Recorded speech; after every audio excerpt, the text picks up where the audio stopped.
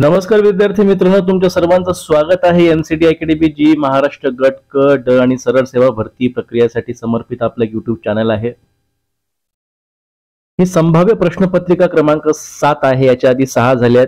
6 पर्यंत आपण सामान्य ज्ञान म्हणजे जीके संदर्भात आपण एक लेक्चर सिरीज प्रश्न उत्तराची आपण सुरू केलेली आहे.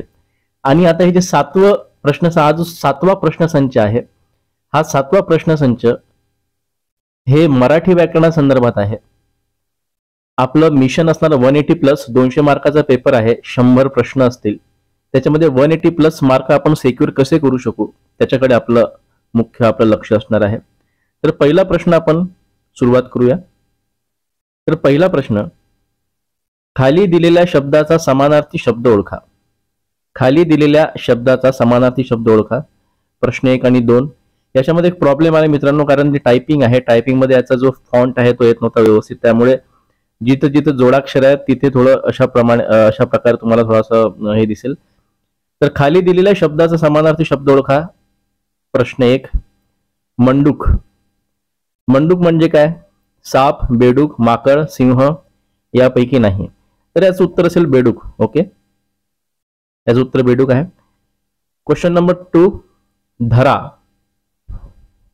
ऑप्शन 1 तनुजा, कन्या, पृथ्वी, रात्र यापैकी नाही. याचं उत्तर आहे पृथ्वी. लक्षात घ्या, उत्तर पृथ्वी आहे. तिसरा क्वेश्चन, टंचाई. आता तिसरा आणि चौथा प्रश्न तुम्हाला विरुद्धार्थी सांगायचा आहे. टंचाईचा विरुद्धार्थी काय होतं?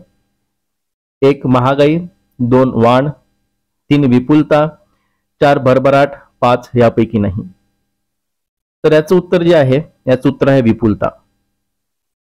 टंचाई म्हणजे कुठल्या गोष्टीची कमी असणं, पण विरुद्धार्थी जर म्हटलं तर त्याचं होते उत्तर विपुलता, म्हणजे खूप मोठ्या प्रमाणात असणं. त्याच्यामुळे टंचाईच्या विरुद्धार्थी म्हणजे विपुलता. चौथा आहे सौम्य. सौम्याचा विरुद्धार्थी काय आहे? शांत, मंद, शीघ्र, उग्र यापैकी नाही. तर सौम्य जे आहे, सौम्याचं होते उग्र. ओके, याचं उत्तर उग्र असेल. नेक्स्ट, खाली दिलेल्या शब्दसमूहाचा अर्थ स्पष्ट करणारा शब्द ओळखा. क्वेश्चन 5 ते 8 पर्यंत तुम्हाला शब्दसमूहाचा अर्थ स्पष्ट करणारा शब्द ओळखायचा आहे. हळूहळू होत जाणारे बदल. ऑप्शन 1 क्रांती, 2 सुधारणा, 3 प्रतिक्रांती, 4 उत्क्रांती आणि 5 यापैकी नाही. तर मित्रांनो, याचं उत्तर असेल उत्क्रांती. उत्क्रांती म्हणजे हळूहळू होत जाणारा बदल म्हणजे उत्क्रांती. क्वेश्चन नंबर 6, ज्याच्यासारखा दुसरा कोणी नाही असा. ऑप्शन 1 अद्वितीय, 2 अतिंद्रिय, 3 अनाकलनीय, 4 अजिंक्य, 5 यापैकी नाही. तर ज्याच्यासारखा दुसरा कोणी नाही असा कोण? तर तो आहे अद्वितीय. त्याच्यासारखा दुसरा कोणीच नाही म्हणजे अद्वितीय. नेक्स्ट क्वेश्चन, मागील कालखंडाचा धावता आढावा घेणे म्हणजे काय? ऑप्शन 1 सिंहावलोकन, ऑप्शन 2 पश्चिमाभिमुखन, 3 अधावलोकन, 4 पुच्छावलोकन, 5 यापैकी नाही. तर याचं उत्तर असतं सिंहावलोकन. आपण बघतो ना, भरपूरदा म्हणतात सिंहावलोकन केलं पाहिजे, मग मागच्या कालखंडाचा आपण धावता आढावा घेतला पाहिजे, म्हणजे सिंहावलोकन केलं पाहिजे. नेक्स्ट आहे देवापुढे सतत तेवत असणारा दिवा. हे सर्वांना माहिती आहे. प्रत्येकाच्या घरामध्ये जो आपला देवारा असतो तिथं आपला नंदादीप लावलेला असतो. ओके, म्हणजे देवापुढे आपण सतत जो दिवा लावतो तो असतो नंदादीप. नेक्स्ट आहे खाली दिलेल्या शब्दाचा अर्थ स्पष्ट करणारा शब्द ओळखा. तुम्हाला एक शब्द दिलेला आहे आणि त्या शब्दावरनं कुठला अर्थ स्पष्ट होतो तुम्हाला सांगायचा आहे. 9 ते 13 क्वेश्चन त्याच्यावरती आहेत. क्वेश्चन 9 आहे मीन. तर मीन कशा संदर्भात आहे? मीन म्हणजे काय होते? ऑप्शन 1 मगर, 2 बैल, 3 मासा, 4 तराजू, 5 यापैकी नाही. तर उत्तर आहे मासा. मीन म्हणजे मासा.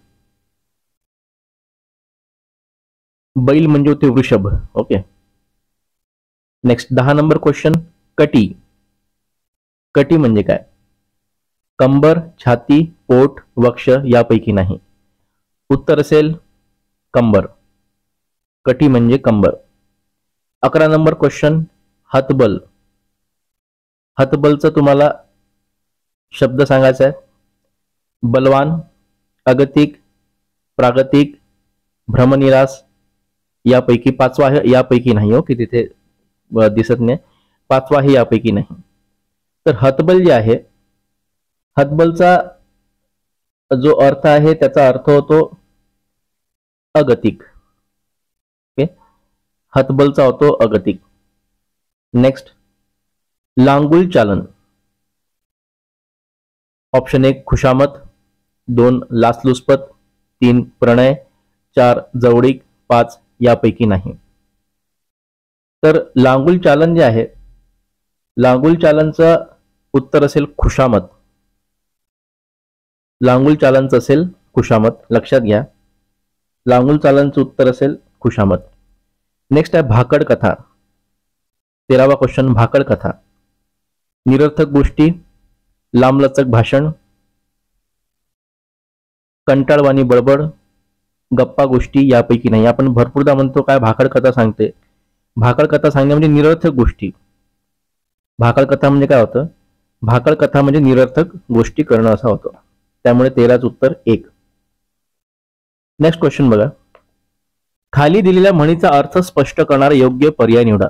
14 आणि 15 नंबरचा प्रश्न तुम्हाला म्हणीवरचा आहे. 14 नंबरचा प्रश्न, शीतावरून भाताची परीक्षा.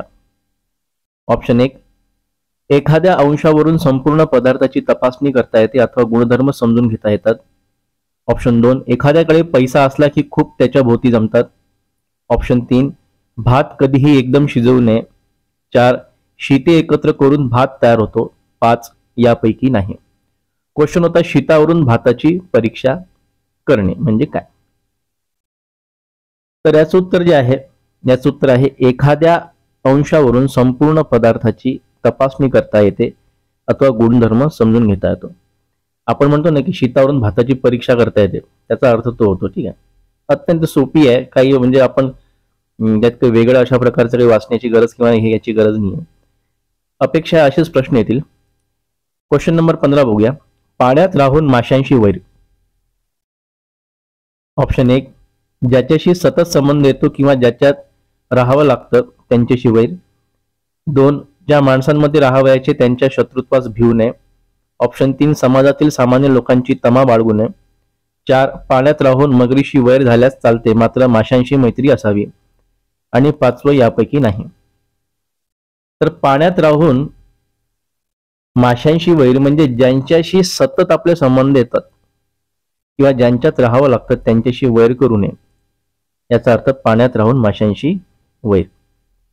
नेक्स्ट, आता 16 ते 19 प्रश्न जे आहेत हे वाक्प्रचारा संदर्भात आहेत. 16वा प्रश्न आपण बघूया. खडा टाकणे म्हणजे काय? ऑप्शन 1 अंदाज घेणे. 2 पराभूत करणे. 3 दुसऱ्यास दोष देणे. आणि 4 काम सोडून पळून जाणे. आणि 5 यापैकी नाही. हा ऑप्शन इथे फ्लिप झालेला आहे, स्वॅप झाला आहे. ते 2-3 असं करून घ्या. पहिला अंदाज घेणे, दुसरा पराभूत करणे, तिसरा दुसऱ्यास दोष देणे, चौथा काम सोडून पळून जाणे आणि 5वा यापैकी नाही. तर खडा टाकणे या वाक्प्रचाराचा अर्थ जो होतो तो होतो अंदाज घेणे. आपण पाण्यात नाही का खडा टाकतो आणि म्हणजे नॉर्मली खेड्यामध्ये काय असतं ना, पाण्याचा अंदाज घेण्यासाठी आपण त्याच्यात एक असा खडा टाकतो, त्याच्यावरून आपला अंदाज येते की किती खोली आहे त्या गोष्टीची, तर त्या याची त्याच्यावरून आपल्याला अंदाज, विहिरीची असेल किंवा त्या नदीची असेल, आपल्याला एक अंदाज येतो. त्याच्यामुळे याचं उत्तर असेल अंदाज घेणे. खडा टाकणे म्हणजे अंदाज घेणे. 17 नंबर क्वेश्चन, दाद देणे. ऑप्शन 1 मन घट्ट करणे. 2 बेजार होणे. 3 अक्कल येणे. 4 प्रशंसा करणे. 5 यापैकी नाही. तर दाद देणे, दाद देणे म्हणजेच प्रशंसा करणे. दाद देणे म्हणजे प्रशंसा करणे. नेक्स्ट क्वेश्चन, टेंभा मिरविणे. या वाक्प्रचाराचा अर्थ काय? ऑप्शन 1 बडेजाव दाखविणे. 2 खूप उजेड पाडणे. 3 गावभर फिरणे. 4 काही काम न करणे आणि 5 यापैकी नाही. तर टेंभा मिरवणे याचा अर्थ काय होतो? तर टेंभा मिरवणे म्हणजे बडेजाव दाखविणे, मोठ्या गोष्ट म्हणजे मोठेपण दाखवणे, बडेजाव दाखवणे. 19 नंबरचा प्रश्न बघा. डोळे निवणे. डोळे निवणे याचा अर्थ काय? ऑप्शन 1 मत्सर वाटणे, 2 थक्क होणे, 3 पाहून तृप्त होणे, 4 झोप लागणे, 5 यापैकी नाही. तर डोळे निवणे म्हणजेच पाहून तृप्त होणे. डोळे निवणे म्हणजेच पाहून तृप्त होणे. ओके, 19 नंबरचा प्रश्न होता डोळे निवणे म्हणजेच पाहून तृप्त होणे. नेक्स्ट क्वेश्चन बघा. खाली आज्ञार्थी क्रियापदावरून कोणता बोध होतो? दिलेल्या पर्यायापैकी योग्य पर्याय निवडा. 20 आणि 21 नंबरचा प्रश्न त्याच्यावरती आहे. बघा, क्रियापदाचे काही प्रकार असतात. तुम्हाला एक मी इथे गोष्ट सांगतो, लक्षात घ्या. क्रियापदाचे काही प्रकार असतात. क्रियापदामध्ये त्याच्यामध्ये क्रियापदाचे काही अर्थ असतात. त्याच्यामध्ये स्वार्थ आहे, आज्ञार्थ आहे, विद्यार्थ असतं आणि एक संकेतार्थ, असे 4 प्रकारचे असतात. स्वार्थ, आज्ञार्थ, विद्यार्थ आणि संकेतार्थ. तर याच्यामध्ये आपला जो प्रश्न आहे, हा प्रश्न याने विचारला की आज्ञार्थी क्रियापदावरून कोणता बोध होतो? आज्ञार्थी क्रियापदावरून त्याने विचारलं. तर आज्ञार्थी क्रियापदावरून कोणता बोध होतो हे आपल्याला विचारलं. तर याचा अर्थ दोन्हीची दोघे आज्ञार्थी क्रियापद आहेत. आता 20 नंबरचा प्रश्न बघा. परमेश्वर तुझे कल्याण करो. लक्षात घ्या, पेपरमध्ये परमेश्वर, देव किंवा कुठल्या देवीचा उल्लेख जर केला, परमेश्वराचा जर उल्लेख केला, सरळ उत्तर प्रार्थना टाकून द्यायचं. लक्षात घ्या, परमेश्वर तुझे कल्याण करो असेल किंवा देवा सर्वांना सुखी ठेव असेल, देव तुझं भलं करो, असा कुठलंही आला तर उत्तर प्रार्थना मारायचं. ओके, 21 नंबरचा प्रश्न. तू आता जेवून घे बरं. तू आता जेवून घे बरं. हे जे आहे तू आता जेवून घे बरं, हा आज्ञार्थी क्रियापदाचा कोणता बोध यातून होतो आपल्याला प्रश्न विचारलाय. Question number 21. तू आता जेवून घे बरं. ऑप्शन 1 आज्ञा, 2 विनंती, 3 सौम्य आज्ञा, 4 अनुज्ञा, 5 यापैकी नाही. तर मित्रांनो, याचं उत्तर जे आहे, याचं उत्तर असेल सौम्य आज्ञा. तू आता जेवून घे बरं, हे सौम्य आज्ञा झाली. ओके, आज्ञामध्ये पण सौम्य आज्ञा एक प्रकार आहे. तसं याचं उत्तर आज्ञा सुद्धा होऊ शकतं. पेपरमध्ये मे बी आज्ञा हेच येणार, याच्या व्यतिरिक्त काही येणार नाही अशी मला अपेक्षा आहे. त्याच्यामुळे याचं उत्तर जे असेल इथे सौम्य आज्ञा इथे दिलेलं आहे. ऍज पर IBPS पॅटर्नचे जे माझ्याकडे जे क्वेश्चन सेट आहे त्यानुसार सौम्य आज्ञा हे दिलेलं आहे. नेक्स्ट, खाली दिलेल्या शब्दांचे अनेक वचन दिलेल्या पर्यायामधून निवडा. अनेक वचन आपल्याला सांगायचे आहेत. 22 नंबरचा क्वेश्चन आहे हार. तर हारचं अनेक वचन काय होतं? ऑप्शन 1 हारे, 2 हार, 3 हार्या, 4 हारा, 5 यापैकी नाही. तर आपण 1 असतो आपला हार, 2 असतात हार है ना, 4 असतात हार, 10 असतात. आपण 10 हार्या आण किंवा 10 हारा आण अशा प्रकारे आपण काही म्हणत नाही. त्यामुळे हारचं अनेक वचन हे हारच होतं. हारचं अनेक वचन हे हारच होतं. त्याच्यामुळे उत्तर काय असेल? 2. 23 नंबर प्रश्न. कवी. कवीचं अनेक वचन आहे, काय आहे त्याला सांगायचं आहे. ऑप्शन 1 कवे, 2 कवये, 3 कव्या, 4 कवी, 5 यापैकी नाही. तर 23 नंबरचा प्रश्न जो आहे कवी, तर याचं अनेक वचन काय त्यांनी विचारलं, तर 1 कवी आणि 10 कवीच असतात. त्याच्यामुळे याचं उत्तर कवीच असेल. Option number 4. नेक्स्ट क्वेश्चन 24 आणि 25 नंबरच्या प्रश्नामध्ये दिलेल्या पर्यायापैकी ज्या शब्दसमूहातून आपल्याला अर्थ स्पष्ट होतो तो पर्याय आपल्याला निवडायचा आहे. आता वाटाड्यामधून आपल्याला, वाटाड्या हा एक शब्दसमूह आहे, त्यातून आपल्याला काय अर्थ स्पष्ट होतो? ऑप्शन 1 वाटेने जाणारा, 2 वाट चुकलेला, 3 वाट दाखविणारा, 4 वाट माहीत असलेला आणि 5 यापैकी नाही. तर वाटाड्याचा अर्थ होतो वाट दाखविणारा. वाट दाखविणारा काय असतो? वाटाडा असतो. 25 नंबरचा आणि शेवटचा प्रश्न, लवाद याचा अर्थ काय? लवाद म्हणजे काय? ऑप्शन 1 स्वतःहून मध्यस्थी करणारा, 2 लादला गेलेला मध्यस्थ, 3 उभय पक्षांच्या सहमतीने नेमलेला मध्यस्थ, 4 एकतर्फी निर्णय देणारा मध्यस्थ, 5 यापैकी नाही. तर तुम्हाला माहिती आहे लवादामार्फत भरपूर निर्णय घेतले जातात. लवाद म्हणजे काय? जे दोन पक्ष असतात त्याच्यामध्ये सहमती घडून आणण्याचं काम, मध्यस्थीचं काम हे लवाद करत असतं. ज्याला इंग्लिशमध्ये आपण ट्रिब्युनल असं म्हणतो. त्याच्यामुळे याचं उत्तर असेल 3 उभय पक्षाच्या सहमतीने नेमलेला. हा प्रश्न येऊ शकतो पेपरमध्ये, लवाद. त्याच्यामुळे याच्यावर लक्ष असू द्या. तर लवाद म्हणजे उभय पक्षाच्या सहमतीने नेमलेला मध्यस्थ. तर अशा प्रकारे हे आपले 25 मराठी व्याकरणाचे प्रश्न होते. तुम्ही जर आमचं टेलिग्राम चॅनल जॉईन केलं नसेल तर आमचं टेलिग्राम चॅनल जॉईन करा, जेणेकरून तुम्हाला या लेक्चरची PDF मिळेल. आणि अजून मार्गदर्शन आणि तसेच नवीन अपडेटसाठी तुम्ही आमचं टेलिग्राम चॅनल जॉईन करा. खाली डिस्क्रिप्शनमध्ये त्याची लिंक दिलेली आहे. तुम्हाला व्हिडिओ आवडला असेल तर लाईक करा, शेअर करा, कमेंट करा, सबस्क्राईब करा माझं चॅनल. तोपर्यंत जय महाराष्ट्र.